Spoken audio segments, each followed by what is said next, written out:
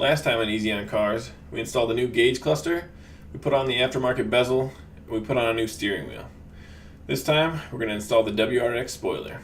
Here we go.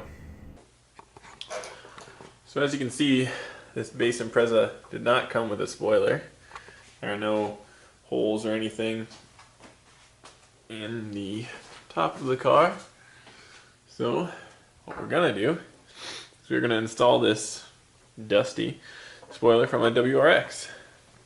See how that goes. Here I've got a couple of bolts that are fairly long.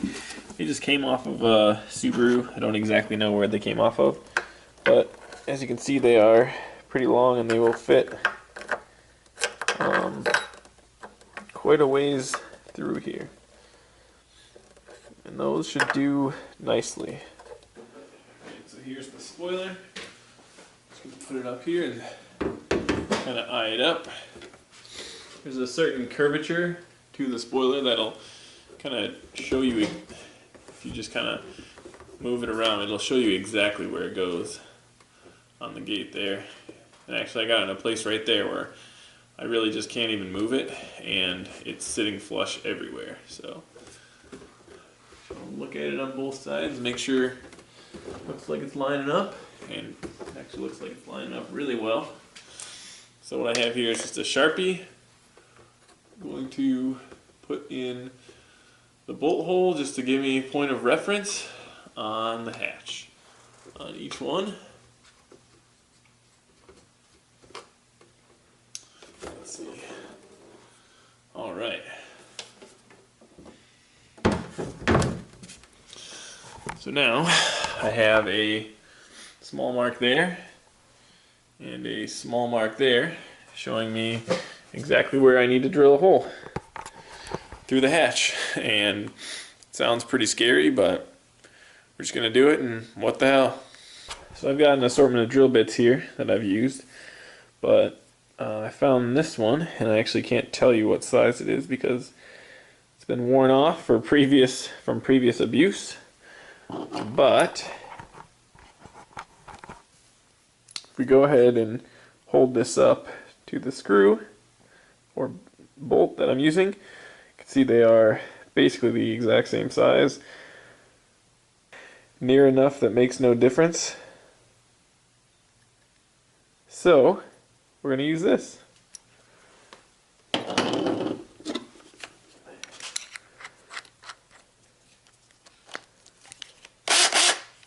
Alrighty. Alright. Here we go. What the hell?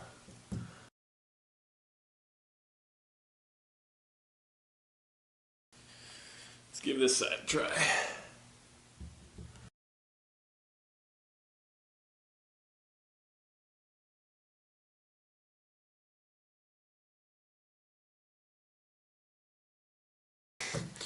So now I've got a hole through on both sides. I'm just going to take this stepper drill bit and I'm just going to put it in the hole enough that I can just take the layer of sharp metal off both sides. So nice and easy. I'm not trying to drill through anything. There we go. I'll even show you the before and after on this side. You can see there is a bunch of metal that you don't want to cut yourself on. And then just give it a go with this.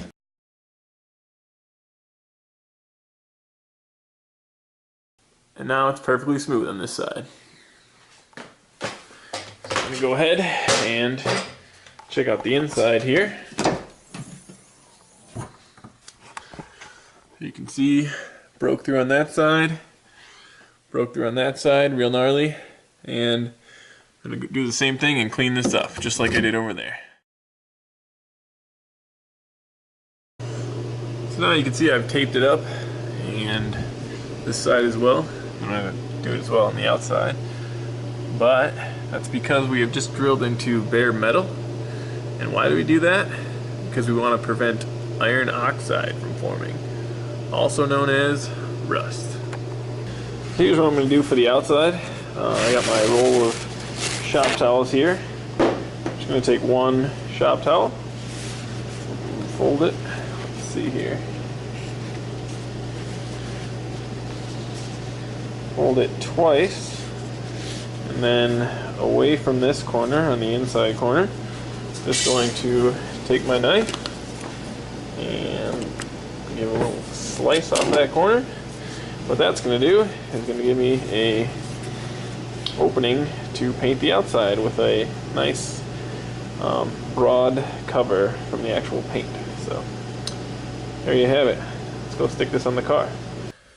You take this and you put it right over the hole that you're trying to paint, or the area you're trying to paint. As you can see, I've even taped this side up a little bit more just so that I get less overspray. And then I'm going to do the same thing, tape this side up. Alright, just have some rust reformer, and I'm just going to paint it on there in rust anticipation, I suppose.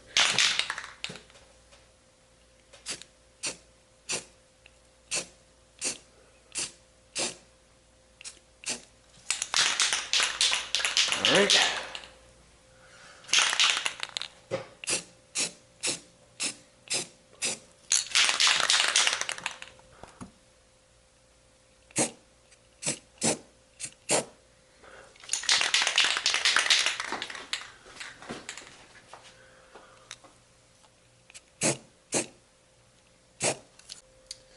So now that we've sprayed both the inside and the outside, we're going to let this sit and dry for a while.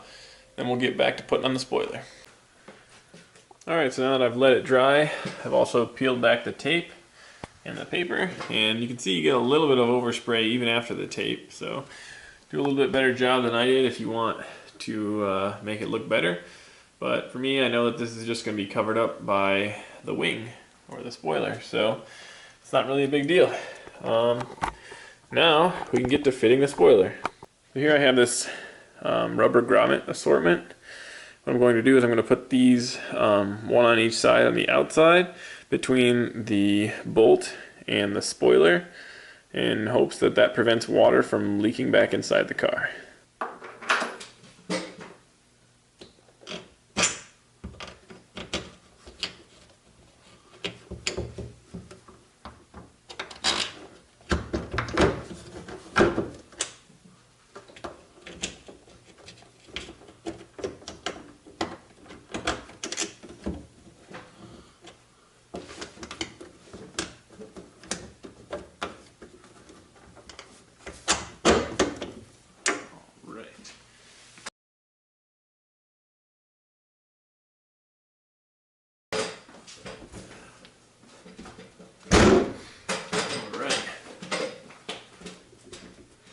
It's not quite tightened down yet, but have that bolt going in there, this one going in here.